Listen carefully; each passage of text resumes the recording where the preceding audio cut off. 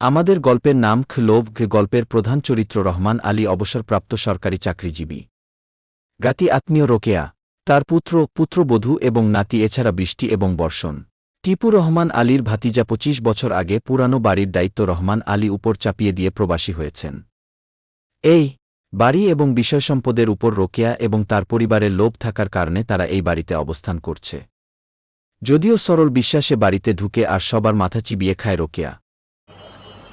রোকেয়া, রহমান সাহেব আমার জন্য শহরে থাকতে পারছো, আমি উদ্যোগ নিয়েছিলাম, এজন্য শহরে বাড়ি হয়েছে, আমার নামে বাড়ি লিখে দাও। পুত্র: বাড়ি আমার নামে লিখে দিলেন রহমান আলী, বাড়ি কি আমার তোদের নামে লিখে দেবো কিভাবে?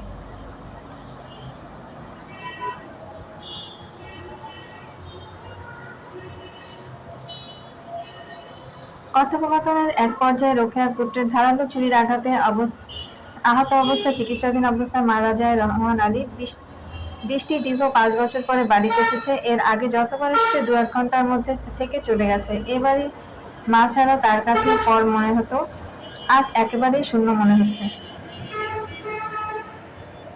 রোকেয়া রহমান আলীর ছবির দিকে তাকিয়ে বলে, রোকেয়া, মাফ করে দাও পুত্র, যা হবার হয়ে গেছে, বাড়ি ভাড়ার টাকা আমি নেব। রোকেয়া: আগামী মাস থেকে পেনশন বন্ধ হয়ে যাবে, ভাড়ার টাকা নিলে আমি চলবো কিভাবে? আমার চিকিৎসা খরচ আসবে কোথা থেকে? তোর কাছে হাত পেতে নেব কেন?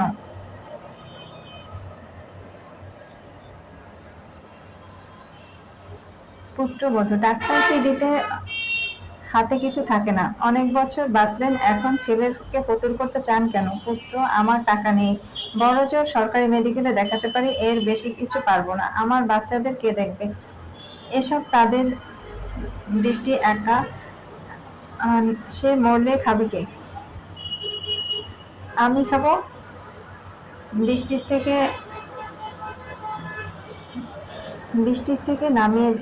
বাড়ি থেকে নামিয়ে দিবি। ষড়যন্ত্র করে বৃষ্টিকে নামিয়ে দেওয়া হয়েছে। অসময়ে নদীর এপারে রাধাচূড়া, বর্ষণের ভালোবাসার একটি স্থানও নেই। বাড়ি বলা যায়, বৃষ্টির দাদার বাড়ির মানুষকে আলাদা একা যেতে ইচ্ছা করছে না। বর্ষা: রাধাচূড়া পূজার ফুলের মতো তার সৌন্দর্য, চোখের কাজল নেই, তারপরও তার চোখে মায়া আটকে যায়। আমি কখনো তার ঠোঁটে রাঙাতে দেখিনি, তারপরও সে কারো সাথে হেসে কথা বললে আমার ঈর্ষা হয়। রাধাচূড়া: সত্যি কি চলে যাবে? বর্ষণ: একেবারে চলে যাব বলছি না, থেকে যাব সে উপায় তো নেই।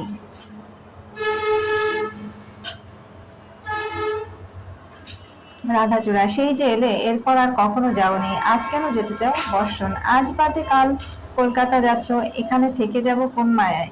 এতকাল তোমার আমার দূরত্ব ছিল সুগন্ধা নদীর এপার, এরপর দূরত্ব হাজার হাজার মাইল, আর কি হবে দেখা? এভাবে ভাববেনি রাধাচূড়া। কাছাকাছি আছে, তবু ধর্মের কারণে কখনো আলাদা হয়নি, তারপরও দেশ ছাড়লে বুঝি ছাড়তে হবে সব। অন্যদিকে আশার প্রতিশ্রুতি দিয়েও আশা ভঙ্গ করেছে বর্ষণ। তাই এবার একাই নদী পার হয়ে চলে যায় বৃষ্টি। হাসান সাহেব ব্যাংক কর্মকর্তা, বৃষ্টির সাথে পাশাপাশি টেবিলে কাজ করতেন। হাসান: আপনার বাবা কি আছেন? পুত্র: না, কেন? হাসান: আমাদের ব্যাংক থেকে একটা লোন, ১,৫০,০০,০০০ টাকা লোন নিয়েছিল।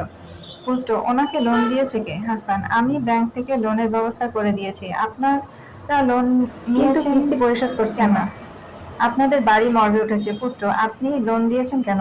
হাসান: টিপু সাহেব আমাকে ফোন দিয়েছিল, ওনার রেফারেন্সে লোন দিয়েছি। বৃষ্টি এজেন্ট শাখায় আছে, অফিস এমপ্লয়ি হিসাবে সে লোন পায়। পুত্র: এসব তাহলে বৃষ্টির কাজ।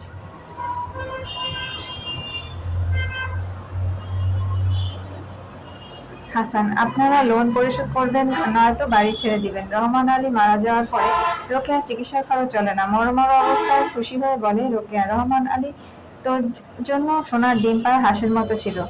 তার পেনশন, টিপুর বাড়ি ভাড়া, এত বছর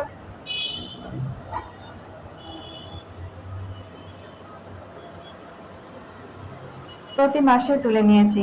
এখন বাড়িতে থাকবি কিভাবে? বৃষ্টিকে যেভাবে নামিয়ে দিয়েছিস, সেভাবে আমাদেরও নামতে হবে।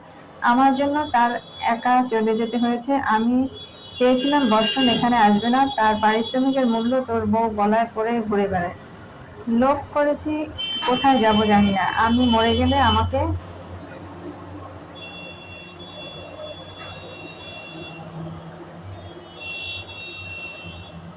তোর দাদার কাছে রাখবে। ওখানে থাকলে মনে হবে স্বামীর কাছে আছে।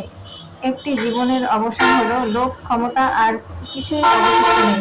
আজ রোকেয়ার বডি কথা বলছে না, তার ইচ্ছার মূল্য পুত্র দিচ্ছে না, তার স্বামীর বাড়িতে যাওয়ার হলো না, পৈতৃক নিবাসে চিরনিদ্রা শায়িত হলো।